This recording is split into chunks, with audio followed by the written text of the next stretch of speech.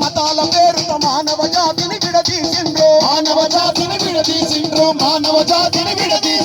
చిన్న కులమని పెద్ద కులమని భేదాలతో ఇలా బ్రతుకుచున్నారు,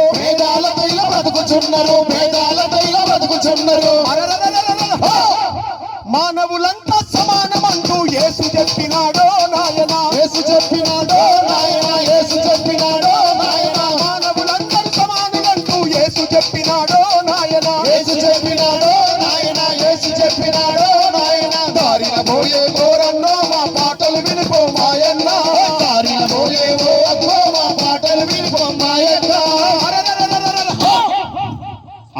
అన్నా మీ ఇంట్లో దావత్ అయిందనుకో, యావత్తు ఖర్చు పెట్టి దావత్తు చేస్తున్నావు, ఎవరిని పిలుస్తావే? నేనా? నాకు ఎవరైతే ఇష్టం ఉంటారో, నాకు ఎవరైతే బిందె పెడతారో, నాకు ఎవరైతే రాగి పెడతారో, నాకు ఎవరైతే బంగారం పెడతారో, ఎవరైతే వెండి పెడతారో గాలం పిలుచుకుంటా. మా ఊర్లో కూడా అంతే. అవునా? మేము నల్ల డబ్బా పెడతా, నల్ల డబ్బా పెట్టేటోళ్ళనే పిలుచుకుంటాం. నేను రాతిండి కింద బిందె పెడితే వాళ్ళు రాతిండి కింద బిందె పెట్టేటోళ్ళే పిలుచుకుంటాం. అంతేగానా పిలిస్తే కేవలం ముద్ద తినిపోయేటోళ్ళ అసలు పిలవం తెలుసా? నిజమా? అవునే. అవును, పిలువ. నీకు కూడా పిలరా? ఏదైనా పెట్టేటోళ్ళనే పిలుస్తాం. పెట్టుపోతారు లేదు పెళ్ళి ఎట్లయితుంది? పిల్ల కాదు అసలు అది. కానీ పెట్టుపోతలు పెట్టలేని వాళ్ళను అయ్యా దేవానికి నేను ఏది ఇచ్చుకోలేను కానీ నీ దగ్గరకు ఎట్లా రావాలి, నీ దగ్గర నీకు ఇవ్వడానికి నా దగ్గర ఏమీ లేదే అని బాధపడే భక్తుల కోసం ఒక గొప్ప ప్రయత్నం జరిగింది. ఏందో తెలుసా? అసలు ఎవరన్నా ఆయన? ఏమైందంటే ఏంటన్నా తమ్ముడు అన్నా, చాలా సార్లు మనం వియ్యానికైనా కయ్యానికైనా అని లోక సామెతలు మనకు మనం పుట్టించుకొని మనం కోటీశ్వరులమైతే కోటీశ్వర అమ్మాయిని తీసుకురావాలా, మనం బలవంతులమైతే బలవంతుల అమ్మాయిని చూసాలని పిచ్చి పిచ్చి ప్రయత్నాలు చేస్తున్నాం. అవునన్నా. కానీ ఆది దేవుడే యేసు ప్రభుగా భూమి మీదకి వచ్చి ఆయన చూపు ఎక్కడ పెట్టిండో తెలుసా తమ్ముడు? అనగారిన పేదల మీద తన ప్రేమను పంచి కుష్ఠరోగులను ముట్టి దేవుని ప్రేమ ఎట్లుంటదో గిన చూపెట్టిండు. అయితే ఆయన ఏం చేసిండో తెలుసా? పేదలందరికి ప్రేమ చూపినడు, దీనులందరికి దారి చూపినడు, పేదలందరికి ప్రేమ చూపినడు, దీనులందరిని బాగు చేసినడు, బాగు చేసినడు, చచ్చిన వారిని తిరిగి లేపినడు, తాండములను రాద్దాండములను సిలువల యేసు తొక్కి వేసినడు, తాండాలను రాద్దాండాలను సిలువల యేసు తొక్కి వేసినడు,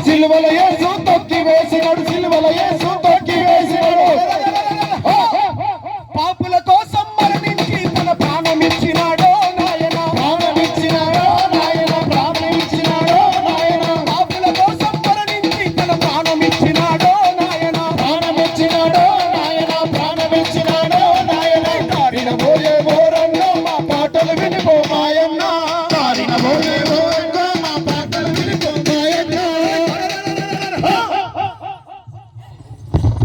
గా కుర్చీ కింద ఏంటిది అది అన్నా? బెనర్జీ చూపి అది ఒకసారి పట్టుకున్నా. ఇది కొంటానికి ఓ రోజు ఒకడు కొట్టుకుపోయిండంట, దుకాణం పోయిండు. ఈ దుకాణం వాళ్ళు వచ్చారు, అయ్యా 20 రూపాయలు ఇది అని చెప్పారు. 20 రూపాయలు పెట్టినావు, పట్టుకొని లాక్కొని పరిగెత్తుతూనే ఉన్నాడు. పైసలు ఇవ్వకుండానే పరిగెత్తిండు. పరిగెత్తుతుంటే అందరిని చూస్తున్నాడు. అబ్బాయిడు హీరోరా అని ఈలలేసి చప్పట్లు కొడతారేమో, బాటి లాక్కొని పరిగెత్తుతున్నాడు అని, ఎంత వీరుడ్రా వీడు అని అందరు అంటారేమో అని చూస్తే అందరు ఏమన్నారు తెలుసా? ఏమన్నారు? దొంగ అని అన్నారు. అనకపోతే ఇంకేమంటారు మరి? అయితే దొంగనొద్దు వీరుడు అని అందరు మెచ్చుకోవాలంటే ఏం చేయాలి? ఇది పట్టుకొని లాక్కొని పోవడం కాదంట. మరి ఏంటంట? 20 రూపాయలు దాని క్రయం చెల్లించి దాన్ని తీసుకొని పోతే అప్పుడు హీరో అంట. అంతే కదా అన్న. మరి అదే విధంగా దేవుడు మనిషిగా వచ్చి మనిషిని పాపం నుంచి విడిపించాలంటే ఆయన కూడా క్రయం చెల్లించాలి. అంతేగాని మరి ఆయన మరణించకుండా, రక్తం కార్చకుండా, వెల చెల్లించకుండా, క్రయం చెల్లించకుండా ఒట్టిగానే ఆయన తప్పించుకొని వెళ్తే ఆయన వీరుడెవరు? ఆయన ఏం క్రయం చెల్లించిండంటే, ఏంటన్నా క్రయము? తమ్ముడు అన్నా చాలా మంది ఏం చెప్తారంటే ముళ్ళును ముళ్ళుతోనే తీయాలంటారు. ఆ, కానీ అన్నా మానవ జీవితంలో ఉన్న పాపాన్ని అన్నా పాపంతో మార్చలేము. అన్నా మురికైన బట్టలని అదే మురికి తెచ్చి ఉతకలేము. అవునా అయితే పాపము చేయబడిన మానవుడు, పాపములో పుడుతున్న మానవుణ్ణి అన్నా ఆయన పరిశుద్ధులుగా మార్చడానికి అన్నా ఆయన ఏం చేశాడో తెలుసా తమ్ముడు? ఏ పాపం తను చేయలేదురా, మన పాపాలను మోసినాడురా, మన పాపాలను మోసినాడురా, మన పాపాలను మోసినాడురా. ఏ పాపం తను చేయలేదురా, మన పాపాలను మోసినాడురా, మన పాపాలను మోసినాడురా, మన పాపాలను మోసినాడురా. సిలువను మోసి శ్రమలను పొంది తన రక్తం